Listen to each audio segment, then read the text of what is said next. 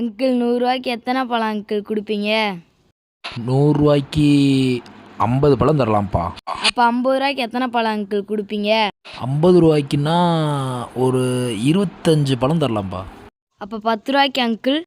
10 ரூபாய்க்கு 1 2 3 4 5 பழம் தரலாம்ப்பா. அப்போ 5 ரூபாய்க்கு அங்கிள்? 5 ரூபாய்க்கு எத்தனை வரும்னு தெரியலையே, என்ன சொல்கிறது, 2 பழம் தரலாம்ப்பா. அங்கிள் 10 ரூபாய்க்கு 5 பழம்னா 5 ரூபாய்க்கு 2.5 பழம் தானே அங்கிள் கொடுக்கணும்? ஆமாம், கணக்கு சரியாக தானே வருது. சரிப்பா, ஒரு 3 பழம் வாங்கிக்க.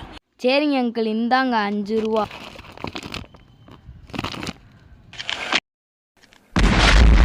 இது 5 ரூபாயா?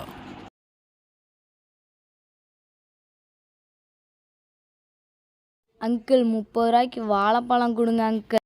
1 2 3 4 5 6.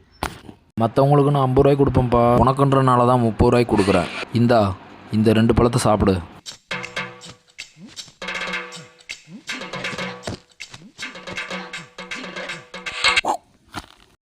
எனக்கு இந்த வாழைப்பழம் வேணாம், 50 ரூபாயை திருப்பி கொடுத்துருங்க.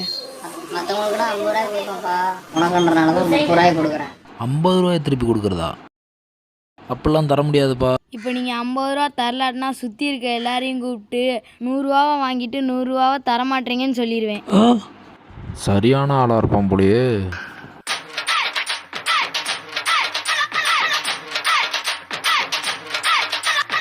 என்ன மாதிரி இருக்க ஒரே காரணத்துக்காக தான்டா உன்னை விட்டு வச்சுருக்கேன். நானும் உன்னை அதுக்கு தான்டா விட்டு வச்சுருக்கேன்.